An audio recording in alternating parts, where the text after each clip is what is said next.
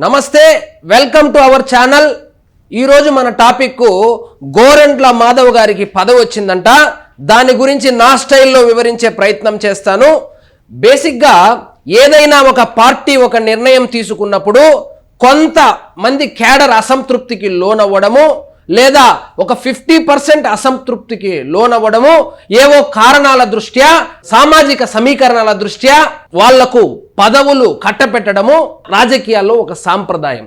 కానీ ఏదైనా ఒక డెసిషన్ తీసుకుంటే పార్టీ మొత్తంలో ఆ పదవి తీసుకున్నోడు తప్ప మిగతా వాళ్ళందరూ ఎవరైనా వ్యతిరేకిస్తారంటే ఆ డెసిషన్ తీసుకున్నవాడు జగన్మోహన్ రెడ్డి అయి ఉంటాడు। ఆ పదవి పొందినవాడు మన గోరంట్ల మాధవ్ అయి ఉంటాడు। నిన్న చూడండి, ఇది వైఎస్ఆర్సీపీ లెటర్ హెడ్ లో తాడేపల్లి డిసెంబర్ 19, 2004లో ఒక పత్రికా ప్రకటన వెలువడింది। ఏంటది? పార్టీ అధ్యక్షులు శ్రీ వైఎస్ జగన్మోహన్ రెడ్డి గారి ఆదేశాల మేరకు మాజీ ఎంపీ శ్రీ గోరంట్ల మాధవ్ గారికి పార్టీ అధికార ప్రతినిధిగా నియమించడమైనది అని ఒక సంతకం కూడా పెట్టలేదు। జస్ట్ ఇది వైఎస్ఆర్సీపీ అఫీషియల్ సోషల్ మీడియాలో ఈ పోస్ట్ పెట్టారు। ఈ పోస్ట్ పెట్టగానే ఒక్కసారిగా బగ్గుమన్నారు। బగ్గుమనింది కూటమి కార్యకర్తలు అనుకుంటే మీరు పప్పులో కాలేసినట్టే బగ్గుమనింది వైఎస్ఆర్సీపీ కార్యకర్తలు। నేను ఇక్కడేమి పులిహోర కలిపి కబుర్లు చెప్పడం లేదు।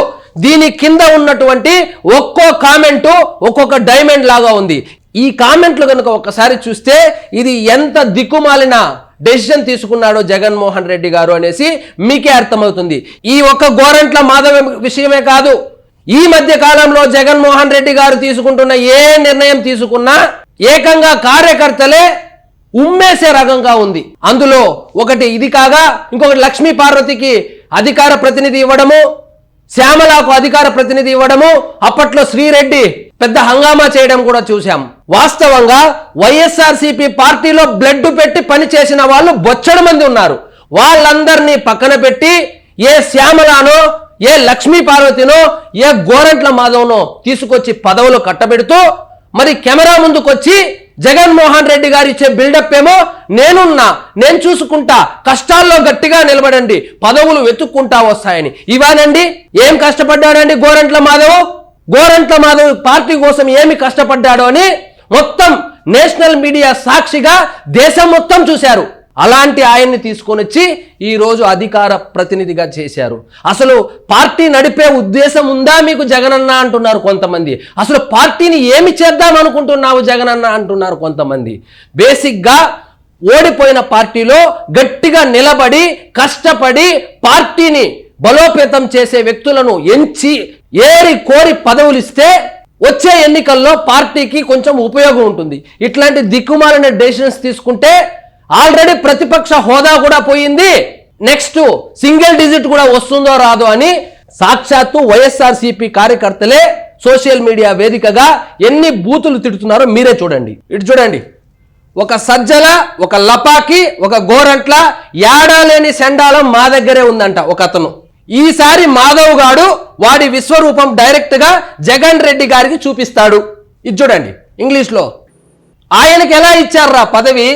Video call with the women, Hindupur MP మన గోరంట్ల మాధవ్ గారు ఎంపీగా ఉన్నప్పుడు చేసినటువంటి పెర్ఫార్మెన్స్ నేషనల్ మీడియాలో అదే ఇంగ్లీష్ ఛానల్లో వస్తే దాన్ని ఇక్కడ పోస్ట్ చేశారు।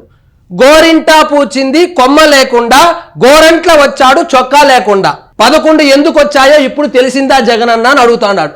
ఇది ఆయన పెర్ఫార్మెన్స్। రాష్ట్ర అధికార ప్రతినిధిగా మాజీ ఎంపీ గోరంట్ల మాధవ్ అంటే దానికి సంబంధించిన కామెంట్లు ఇది। పార్టీలో ఇంకా ఇలాంటి వర్స్ట్ డెసిషన్స్ కంటిన్యూ అవుతున్నాయంటే పార్టీ ఇంకా నష్టపోయే దారిలోనే ఉంది కానీ ఏమాత్రం మారలేదు। ఇలాంటి డెసిషన్లు తీసుకుంటే మా పార్టీకి బాగుపడే లక్షణాలే లేదు। ఈసారి ఈ 11 కూడా రాదు। అసలు 11 రావడానికి కారణం ఇలాంటి నిర్ణయాలే కదా। ఇలాంటి నిర్ణయాలు తీసుకొని 11 వచ్చినప్పటికీ ఇప్పటికీ నిర్ణయాలు మార్చుకోకపోతే ఈ 11 కూడా రాదు। ప్రతిపక్ష హోదా ఎలాగో పోయింది, ఈ 11లో నుంచి ఇంకొక 1 కూడా లేచిపోతుంది నెక్స్ట్ ఎలక్షన్కి అని చెప్తా ఉన్నారు। ఈ బొక్కగాల్ని పట్టించుకోవాల్సిన అవసరం లేదు, రికార్డింగ్ డాన్స్ చేసే వాళ్లకు పదవులు ఇవ్వాల్సిన అవసరం లేదు అని చెప్పి ఎవరో మెగాస్టార్ ఫ్యాన్ అంటే చెప్తాన్నాడు చూడండి।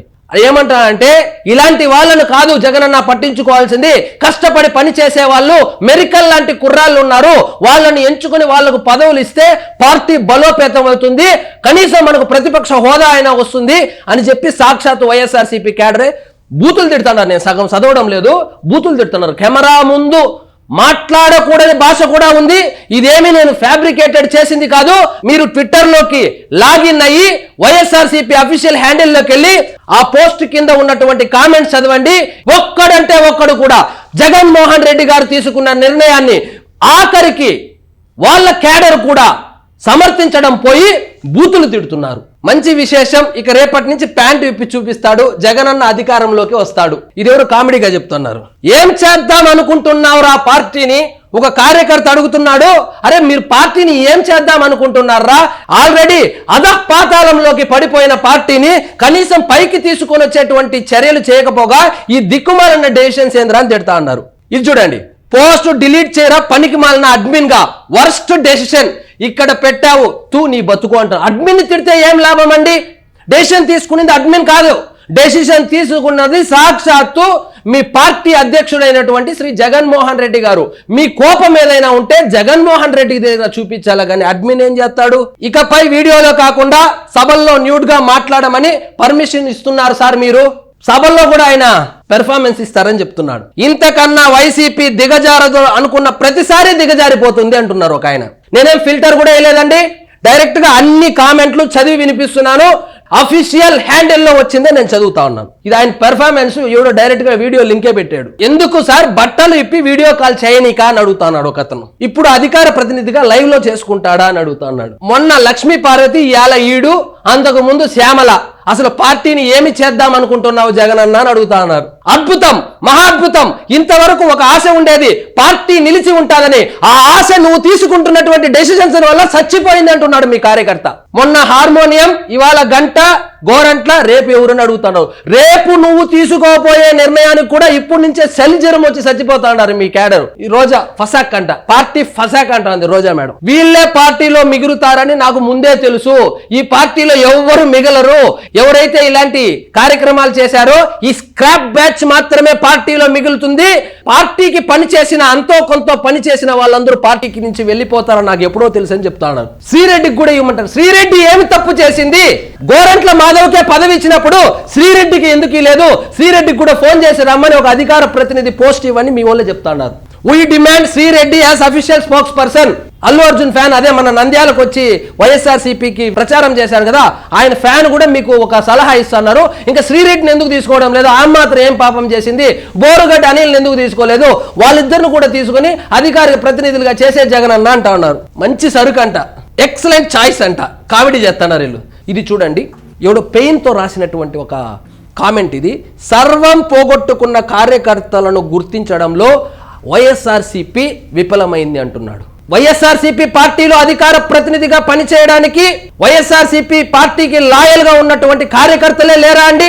బ్లడ్ పెట్టి పనిచేసిన వాళ్ళు ఉన్నారు ప్రతి నియోజకవర్గంలో. అలాంటి కార్యకర్తలు లేకుండానే ఇంత పెద్ద విక్టరీలో కూడా 40% ఓటు బ్యాంక్ వచ్చిందంటే దానికి ప్రధాన కారణం జగన్మోహన్ రెడ్డి గారికి మరియు వైఎస్ఆర్సీపీకి ప్రాణం పెట్టి పనిచేసేటటువంటి కార్యకర్తలు ఉండబట్టే కదా. అలాంటి కార్యకర్తలను గుర్తించి వాళ్లకు అవకాశం ఇస్తే కనీసం పార్టీ అయినా బాగుపడేది. ఇలా బహిరంగంగా పర్సనల్ పార్ట్స్ చూపించే వాళ్లకు, లక్ష్మీ పార్వతికి, ఆమె ఎవరో శ్యామల మన రాష్ట్రమే కాదంట ఆయనకు, ఇట్లాంటి వాళ్లకు పదవులు ఇస్తుంటే నాకేమనిపిస్తుందంటే ఇది నిర్ణయం కాదు, సాక్షాత్తు జగన్మోహన్ రెడ్డి గారు వాళ్ళ కార్యకర్తలను అవమానిస్తున్నట్లు నాకు అనిపిస్తుంది. ఇదండి ఈరోజు మన టాపిక్. మీకు ఓపిక ఉంటే మిగతా కామెంట్స్ చదువుకోండి. Thank you.